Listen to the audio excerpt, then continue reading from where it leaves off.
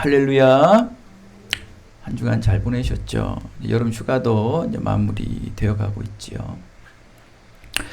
왕상 19장 말씀, 우리 엘리야 선지자의 말인데요.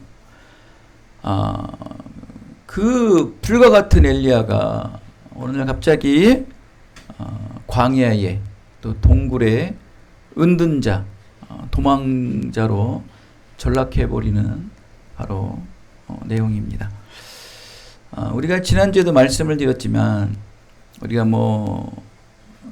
고난의 역경, 또 이것이 우리에게 의미 없는 시간이라고 여길 수 있지만 그 시간은 우리의 휴식의 시간이요 완전함을 이루기 위한 안식의 시간이라고 그렇지 않습니까? 그 시간 동안 새로운 시각을 가지려는 거예요.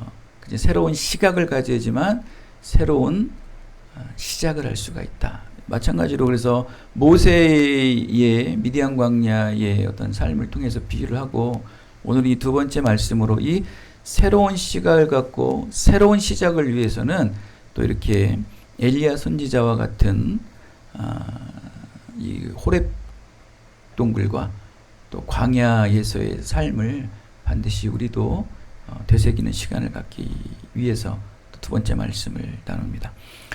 엘리야는 우리가 잘 아는 것처럼 굉장히 험상궂은 얼굴을 가지고 있다고 합니다. 그래서 아이들이 막 놀리다가 곰이 나와서 그 아이들을 다 쳐 죽이지 않습니까? 그럴 정도로 엘리야는 굉장히 좀 외형적인 것도 비호감이고 많은 사람들에게 친근감 있는 모습은 아니었나. 그만큼 굉장히 또 담대하고 또 외적으로 나중에 불의를 참지 못하는 그런 불같은 성격을 가지고 있는 것 같아요. 그리고 기근이 있을지라도 걱정하지 않고 강건한 모습으로 이 바알과 아세라 이방 제사장 850명을 기손 시내로 끌어내서 아주 그들을 불태워 죽이는 쳐 죽이지 않습니까? 어마어마한 일들을 체험했던 선지자 중에 대표 선지자. 그 이스라엘 백성들 유대인들이 가장 선망의 선지자로 꼽는 자가 바로 엘리야.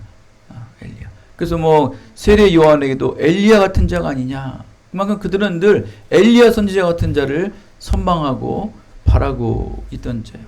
근데 그의 그 업적과 성공 신화는 정말 선지자 중에서도 으뜸이에요, 으뜸. 그가 베푼 능력은 이사야, 대선지사에 나오는 이 선지자들보다 그 외적인 능력은 정말 엘리야를 따라올 수가 없는 거예요. 그래서 그의 제자가 누굽니까? 엘리사. 야사예요. 엘리야가 스승이고 엘리사가 제자입니다. 그 엘리사는 어떤 말을 합니까? 엘리야의 그 능력을 갑절이나 더하여 주시옵소라고 그 엘리야의 능력을 사모하기까지 하지 않습니까? 얼마나. 그리고 결국 그는 죽음을 맛보지 않고 육체의 죽음을 맛보지 않고 바로 논스톱으로 불마차를 타고 하늘나라로 올라가는 아주 기가 찬 정말 최고의 은혜를 누리는 엘리야 선지자입니다. 정말 누구나 바라고 싶고 또 그렇게 되고 싶은 성공신화, 능력주의의 최고의 우리 샌들 교수가 말하는 지금의 이 성공주의. 여러분 성공주의는 뭡니까? 그 샌들 교수가 말하는 정의는 무엇인가 해서 능력주의, 능력이 있는 자가 뭐한다? 성공한다. 이 성공주의 최고의 이 선지자가 바로 능력의 엘리야. 그 능력을 나도 갖고 싶다. 엘리사도 그랬고 모든 거기에서 그 엘리야 밑에서 배우는 선지 생도들도 엘리야 같이 되고 싶습니다. 할 정도로 선망의 대상이었죠. 여러분도 롤모델이 있죠. 선망의 대상. 또 그렇게 되고 싶고. 엘리야를 선망하세요, 여러분도. 그 찬양 듣잖아. 지금은 엘리야 때처럼. 놀라운 기적과 이적이 일어나는 시대가 돼야 되는데 기적이 일어납니까? 이적이 일어납니까? 여러분들 삶 속에 한 주 동안 삶을 돌아보십시오. 아니 2022년도 상반기를 한번 돌이켜보십시오. 기적의 체험을 하셨습니까? 은혜의 체험들 많이 하셨습니까? 맨날 그렇고 그런 시간의 시간. 그러니까 이러한 엘리야 선지자의 어떤 이런 업적과 또 이런 성공 신화를 선망하는 말씀을 우리가 갈망해야 되는데 되겠어? 되겠어. 근데요, 너무나 재밌는 게 뭐냐면 이 성공의 아이콘 엘리야도 인생의 밑바닥까지 몰락하는 때가 있었다는 거예요. 얼마나 쓴 실패를 경험했는지. 바로 별것도 아니에요. 뭐 대단히 큰 실수한 것도 아니에요. 대단히 큰 적이글을 치러온 것도 아니에요. 바로 이방 여인, 그 여자예요. 이방 여인 이세벨이라는 여자가 그 바알과 아세라 이방 제사장 850명을 기손신해서 쳐 죽였잖아요. 그것을 보고 체포영장을 내린 거예요. 자, 아니 내가 신망하고 내가 섬기는 그 이방 제사장들을 저 엘리야가 다 쳐 죽였다고? 못 참는 거예요. 그래서 이세벨이 체포영장을 발부합니다. 저들을 빨리 저자를 체포해라. 그 말에 두려움을 가지고 공포감을 갖고 자기의 생명을 유지하기 위해서 그 담대했던 그 이방 제사장 850명을 정말 기손가게에서 쳐 죽였던 그 어마어마한 능력과 신화를 이뤘던 엘리야 선지자가 광야로 도망을 가서 로뎀 나무에 앉아서 자살을 시도해요. 기가 차지 않나요? 자살을 시도한다고요. 죽기를 바라며 영 탈진이 된 거예요. 완전히 포기와 자포자기의 삶이 된 거예요. 그래서 생명줄마저 놓게 되는 아주 안타까운 상황에 처하게 됩니다. 여러분, 높은 자가 떨어지면요 그만큼 추해요. 근데 낮은 자가 떨어지면 뭐 떨어질 때도 없지만 낮은 자가 떨어지면 원래 항상 낮은 자니까 떨어져도 표시가 나지 않지 않습니까? 근데 높고 화려하고 잘 나가는 사람이 떨어지면요 아주 그것처럼 아주 초라하고 아주 궁색하지 못할 수가 없어요. 그렇지 않나요? 여러분 높이 올라가는 거 좋아하지 마세요. 떨어질 걸 생각하세요. 항상 사도 바울도 그러잖아요. 내가 설 줄 알면은 넘어질 줄 알라는 거잖아요. 왜 설지만 생각하고 서고만 생각하냐 이거야. 넘어질 거를 생각하려는 거예요.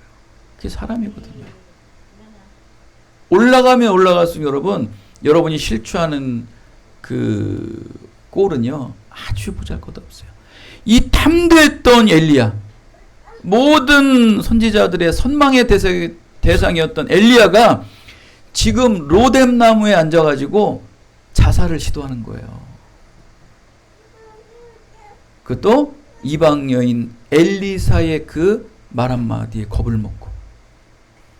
아니 850명의 이 이방 선지자를 쳐 죽였던 엘리야가 어떻게 여자의 그 말 한마디에 이렇게 쫄보가 되냐는 거야. 쫄보가. 영호가 쫄보가 이렇게 될 수 있어. 여자 말에. 참 우리 남자들 불쌍해. 여자 앞에 쫄보 되는 남자들.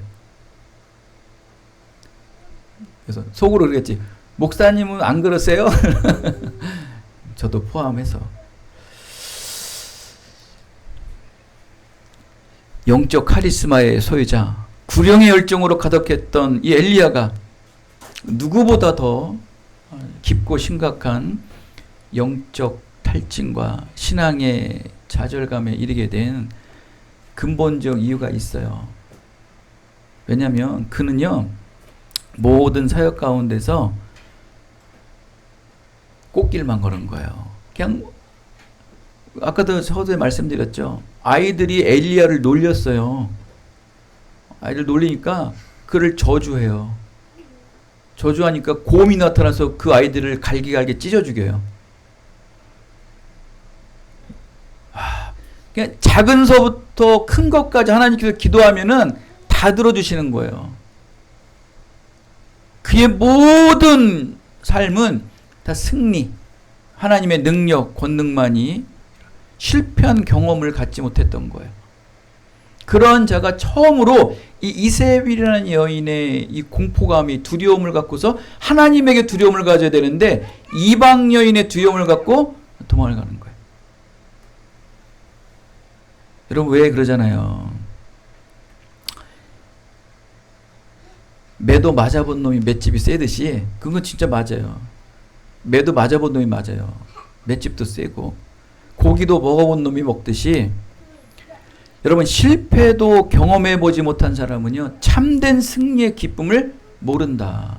그냥 늘 승승장구하던 엘리야에게 이 한 번의 이 참패는 다른 여느 사람들의 참패보다 아주 처절하리만큼 결국 죽음까지도 고사할 정도로의 아주 비통하고 비참한 상황에 처해 있었다. 늘 쓰러지고 넘어지는 자들은요, 에휴, 오늘도 쓰러지고 넘어지니까 하면서 늘 도전하는 거예요. 이래서 뭐 축구선수 골키퍼가 매일 경기할 때마다 5, 6골씩 먹어. 맨날 꼴찌를 해. 오늘도 뭐 또 5골 먹으러 가나 하면서 그냥 늘 우승하던 팀이 어느 날 한 골 먹어 막 분통해가지고 막 그냥 억울하고 막 걷어차고 막 그냥 막 라운드에서 막 어마어마한 일을 하지 않습니까? 못 참는 거예요. 저보는 경험들이 없으니까.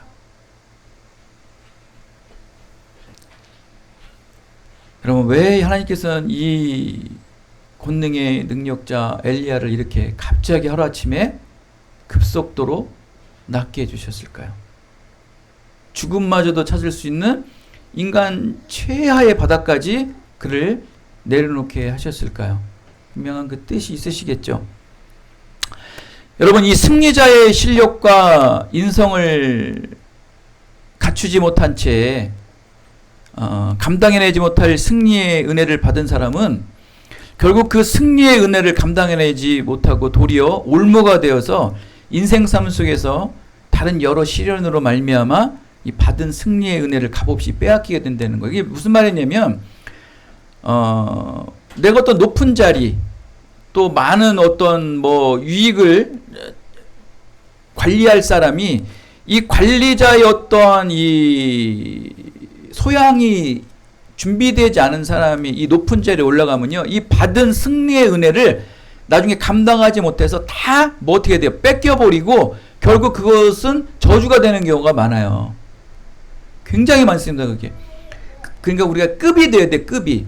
그 위치에 올라가서 거기에 합당한 급이 돼야지 그것을 관리할 수 있는 거예요.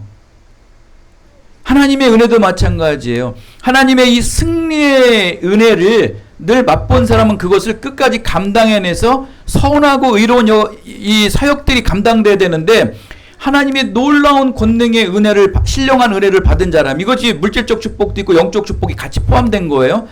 그런 영적 축복 물질적 축복을 받은 사람이 하나님께서 그걸 높여줬잖아요. 그럼 거기에 합당한 선한 믿음의 의의들을 드러내면서 많은 사람들의 영향력들을 미쳐야 되잖아요. 근데 그걸 안 하면은요 그건 저주가 되는 거예요. 저주. 그 하나님의 받은 은혜로 말미암아 많은 사람들이 비방을 하고 욕을 먹는 거예요. 예를 들어 가지고 그냥 극단적으로 표현할게요. 많은 교회들이 이런 표현을 쓸 거예요. 대형교회라서 역할을 감당해야죠. 하나님께서 이 대형교회를 왜 그렇게 대형교회를 만들어 놨을까요? 교회의 목적은 뭡니까? 교회의 목적은 뭐예요? 대형교회는 소형교회는 그건 상관없이 교회의 목적은 뭐예요?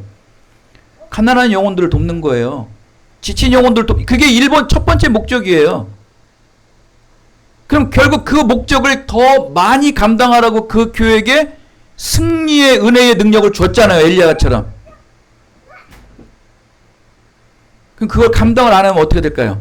그것을 인해서 목사가 부정부패가 일어나고 교회는 그 넓은 부지를 갖고서 주민 사람들에게 주차장을 허용해야 되는데 일주일 내내 그 넓은 주차장은 텅텅 비면서도 주민에게 허락하지 않는다. 이건 그 교회가 선한 의지를 드러내는 거예요, 안 드러내는 거예요? 욕을 먹어요.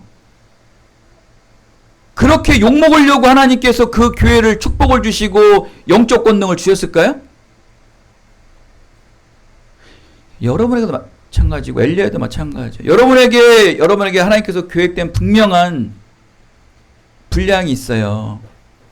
엘리야에게도 그 분량이 있어요.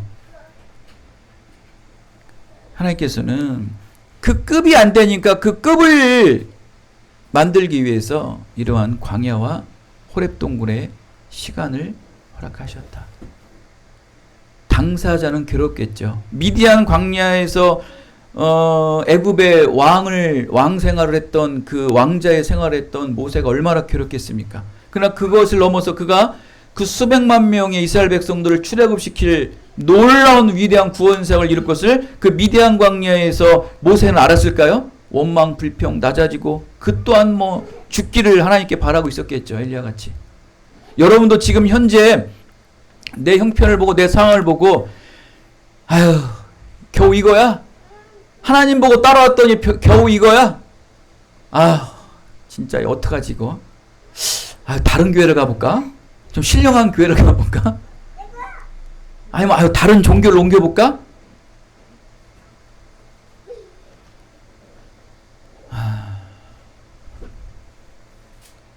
여러분이 로뎀나무 나무 아래 앉아서 죽기를 바라는 거와 뭐가 다르겠습니까?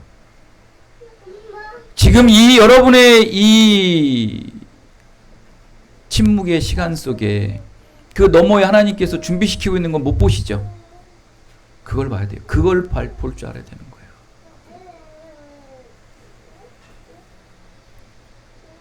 성공만을 향한 이 능력주에 빠져 있었던 엘리야. 그에게는 이렇게 큰 시련이 옵니다. 그는요, 내가 하나님의 사역을 했던 것일까? 아니면 하나님께서 자신을 통해 사역을 했던 것인가? 여기에 이제 이 광야에서 로뎀나무 아래에서 또 호렙 동굴에서 이게 이제 막 고민 중에 있는 거예요. 내가 하나님의 사역을 했던 것인가? 하나님께서 나를 통해 사역을 했던 것인가? 여러분 지금 내가 지금 하나님의 사역을 하고 있습니까, 여러분? 아니면 하나님께서 나를 통해 사역을 하고 계십니까? 여러분 어느 쪽이십니까? 지금은 그렇죠. 내가 예배 드리러 왔지? 나니까 하나님 이렇게 하죠? 라고 혹시 계십니까? 아니면 철저하게 하나님께서 이곳에 오게 하셨죠. 하나님께서 나를 있게 하셨죠. 비록 내가 지금 침묵 시간에 있고 내가 어떻게 변변치 않은 세상에서 정말 빛으로 드러나지 않는 정말 작은 모습으로 있지만 그래도 하나님께서 나를 여기까지 오게 하셨죠. 라고 계십니까? 이거는 문제가 뭐냐면 높았을 때 문제예요. 만약에 지금은 여러분 후자겠죠. 하나님께서 나를 여기까지 오게 하셨죠. 비록 작은 미랄일지라도 작은 손과 같은 조각일지라도 나를 지금 여기까지 오게 하셨죠라고 얘기하지만 어느 날 여러분이 성장했을 때 여러분은 이제 점점 뭘로 가신지 아십니까? 내가 하나님의 사역을 했죠 라고 점점 자꾸 문장이 바뀌어져요. 주어의 뒷부분이 주어가 앞으로 바뀌어져요.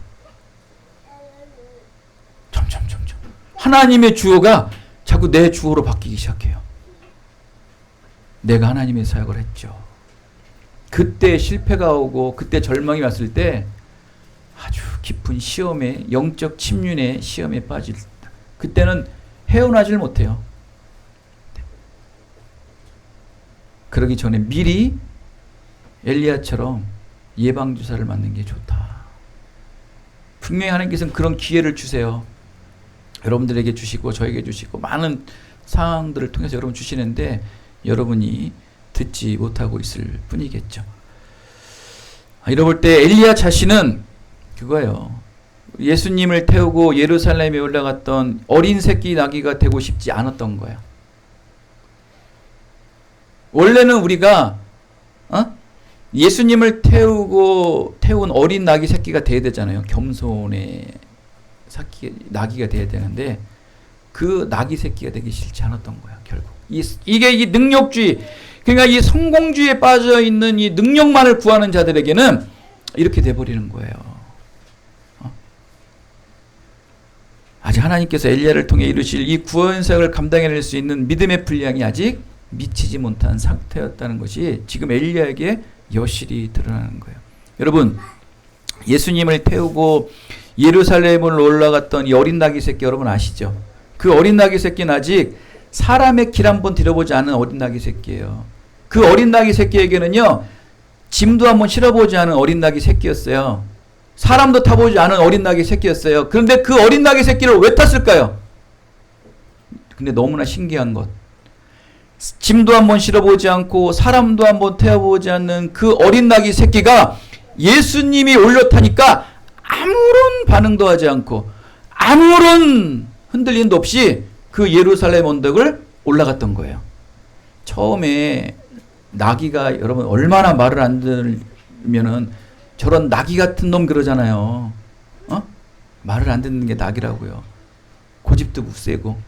그래서 이 처음 나귀를 길들일 때는요, 사람이 타고 짐을 올리면 막 우리가 속된 말로 난리 버거지가 나는 거예요. 그런 나귀가 처음 짐도 실어보지 않고 처음 사람도 타보지 않은 그 나귀가 예수님이 탔는데 어찌 그렇게 순전하게 예루살렘으로 올라가느냐는 거예요. 여러분 그건 생각 안 해보셨죠? 너무 신기하지 않나요? 근데 이 말씀은 준비된 말씀이에요. 예언서에 준비된 말씀이에요. 즉 엘리야는요 아직 주님을 태울 준비가 안 돼 있었던 거예요. 결국 내가 하나님의 사역을 한 거예요. 내가 하나님의 사역을 한 거예요. 그런 이렇게 깊은 실패 가운데 침륜에 빠지고 시험에 빠지게 되는 것이죠. 여러분 사람이 믿음의 사람, 특히 믿음의 사람들이 시험에 빠진 증거가 뭔지 아십니까? 여러분 잘 생각해 보세요. 여러분도 시험에 빠진 경우들이 많죠. 시험에 빠지면요 항상 갈까 말까예요. 내가 여기서 떠날까? 아니면 그냥 여기서 남아 있을까? 그 상태면요 여러분 지금 시험에 걸린 상태라고 보시면 돼요. 한 예로 내가 이제 스타벅스를 그만둘까 말까.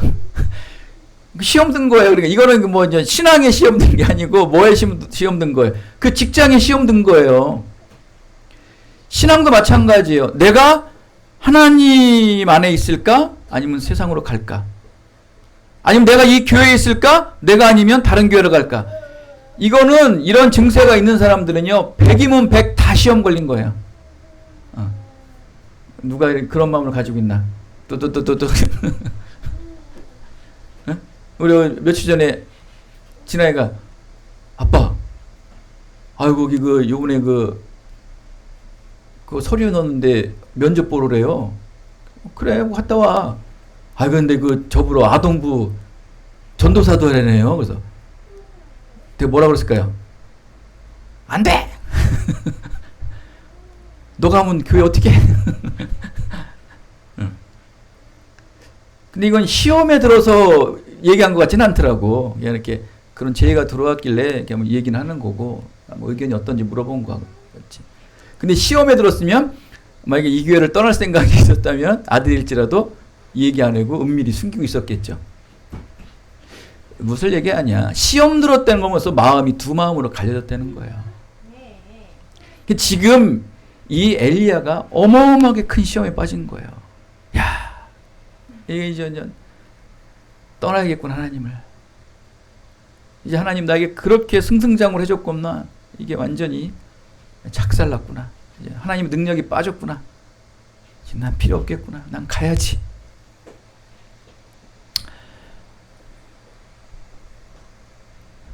이제 광야의 로뎀나무의 참혹한 경험에서 호렙 동굴의 참혹한 경험으로 옮겨갑니다. 광야와 호렙 동굴. 이 긴 회개와 참회의 시간을 그는 갖게 합니다. 근데 너무나 신기한 것은 죽으려고 했던 이 엘리야에게 먹을 걸 갖다 주는 거야. 까마귀를 통해서. 미치겠는 거야. 나 죽으려고 그러는데 또 먹을 걸 갖다 주니까 이거 살아야 될 거 아니야. 그것도 뭐 풍성하게도 주지도 않아. 그냥 깔딱깔딱 죽어가는 그거만 살려주시는 거야. 아유, 뭐야 이거. 주시려면 그냥 풍성하게나 주시던지. 그래서 겨우겨우 연명을 하고 살아. 그러나 그 삶은 변화되는 건 없고 오늘 말씀을 보십시오. 호렙 동굴에서 뭐 어마어마한 광풍이 부는데 그곳에 뭐가 있었어요? 하나님이 계셨어요?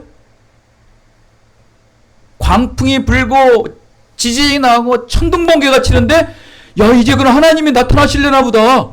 이제 내 이 긴 이 휴식의 기간, 이 긴 이 침묵의 시간을 이 하나님께서 보여주시려나 보다는데 안 나타나.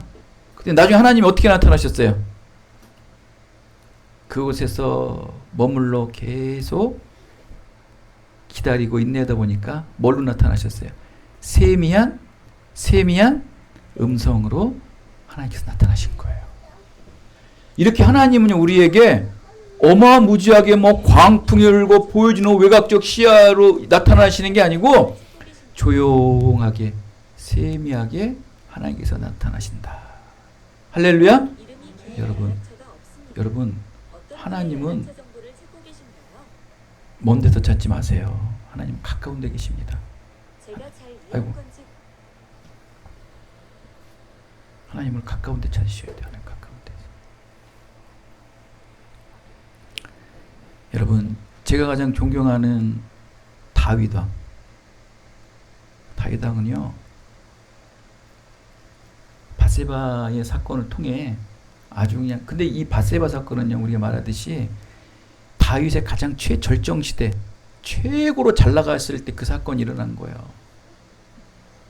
누구도 무섭지 않았어요. 다윗은. 근데 그에게 나단 선지자가 호통을 칩니다. 열왕기상 하에. 근데 그 말 한마디에 그냥 그 말을 듣는 순간 꼬꾸라지는 거예요. 근데 여러분 이 다윗이 왜 그렇게 됐는지 아십니까? 엘리야는 지금 하나님의 그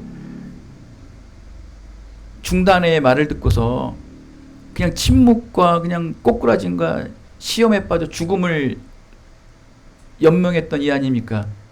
근데 다윗은 이 말을 듣고 왜 꼬꾸라져 회개합니까? 통회예요, 통회. 즉각 그 말을 듣고 순종하고 나갔던 거예요. 다윗은 왜 그럴 수 있었을까요? 다윗에게는요 사무엘이 기름을 붓고요 왕이 되까지 몇 년을 고생했는지 아십니까? 몇 년을 고생했는지 아십니까? 20년. 답을 다 얘기했죠. 20년을 고생한 거예요. 철저히 광야의 시간, 철저히 동굴의 시간을 아주 엘리야는 급도 안 돼. 다윗에 비하면. 수많은 그 시간에 이 침묵과 하나님의 소외된 시간을 겪었을 때 드디어 하나님의 세미한 음성을 들을 수 있는 철저한 준비자가 됐던 거예요. 그때 하나님의 말씀이 그냥 즉각 순종하는 거예요. 이게 다른 거예요. 그게 바로 새로운 시각을 가진 자들. 이 일을 통해서 결국 실패를 하고 아프는 바세바의 사건으로 아파는 했지만 결국 이 여인을 통해서 누가 나옵니까? 솔로몬이 나오죠. 그거예요. 새로운 시각을 주세요. 항상 새로운 일을 열어주세요. 여러분이 말씀에 순종하지 않으면 여러분이 머문 자리에서 말씀을 받지 않잖아요. 결코 새로운 일이 열리지 않습니다. 말씀을 받는다는 건 새로운 시각을 갖는 거예요. 새로운 시각을 가져야 새로운 일을 할 수 있는 거예요, 여러분. 새로운 시각이 열리지 않으면 결코 새로운 일을 할 수 없어요. 맨 똑같은 일 답습하는 거예요. 새로운 일을 하시려면 반드시 여러분 자리에 머물러셔서 말씀을 받으세요. 그리고 그 자리에 머문 자만 하나님께서 말씀을 주세요. 결국 엘리야에게 어떤 말씀이 옵니까? 왕상 19장 15절 11절에 이 세 가지의 사건이 그에게 하나님께서 계시를 주세요. 예후를 찾아가 기름을 부어 그에게 종교개혁을 단행하고 바알 숭배를 청산합니다.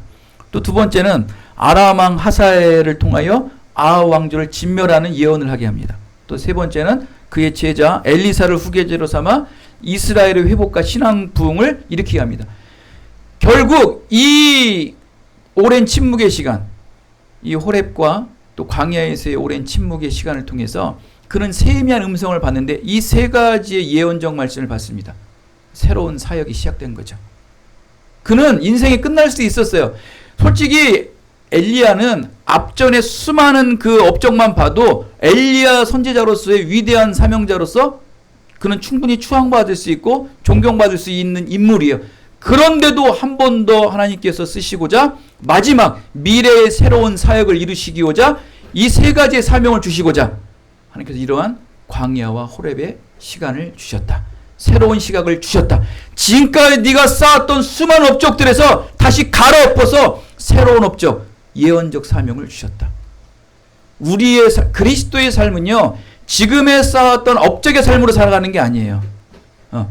지금 여러분 쌓았던 모든 업적은 다 갈아엎으시고 그냥 여러분 뒷주머니에 넣어놓으시고 새로운 일을 일어나가셔야 돼요. 그게 그리스도인의 삶이에요. 그러려면 무슨 시각을 가져야 돼요? 항상 새로운 시각을 가지셔야 돼요. 근데 그 새로운 시각은 어떻게 나타난다? 폭풍 광야에 뭐 번쩍번쩍한 불이 와서 임하는 게 아니고 어떻게 온다? 세미한 음성으로 우리에게 들린다. 할렐루야. 그러기 위해선 여러분 개개인들의 골방의 기도처를 만드셔야 돼요. 여러분 개개인들의 예배처를 만드셔야 돼요. 그리고 그곳에서 기도하시고 그곳에서 말씀 묵상하시고 그곳에서 흐느끼셔야 돼요. 여러분의 그 개개인의 골방의 기도와 여러분의 개개인의 예배처를 만들지 않으시면 여러분 스스로 광야에 갈 수는 없잖아요. 그건 하나님의 방법이 아니죠. 철저한 기도의 훈련, 철저한 예배 훈련, 철저한 말씀의 훈련, 철저한 신앙의 훈련이 쌓지 않으면 결코 여러분에게는 미래의 새 일은 없습니다. 그저 남들이 했던 거 그냥 답습하는 거예요. 그건 하나님 원하지 않으세요. 여러분만의 독특한 DNA가 있듯이 여러분만의 유일한 지문이 있듯이 하나님께서는 여러분의 유일한 미래와 소망을 분명히 계시하고 계세요. 그것을 이루시려면 화려한 곳에서 찾지 마세요. 우왕좌왕 떠드는 데서 하나님 말씀 없어요. 천둥번개 치고 구름 타고 오는데 하나님 말씀 없어요. 동굴에서 광야에서 세미하게 말씀을 옵니다. 그때 그 말씀을 들으시고 새로운 시각을 가지실 때 여러분이 계획된 모든 것은 새로운 시작이 될 것입니다. 우리 기쁜 내려 교회도 또 속한 모든 성도들도 하나님의 세미한 음성을 들음으로 말미암아 새로운 사역의 시작을 이루어내시기를 예수 그리스도의 이름으로 축원드리겠습니다. 은혜가 풍성하신 아버지 하나님 감사합니다. 오늘도 생명의 말씀을 듣게 해주심에 감사합니다.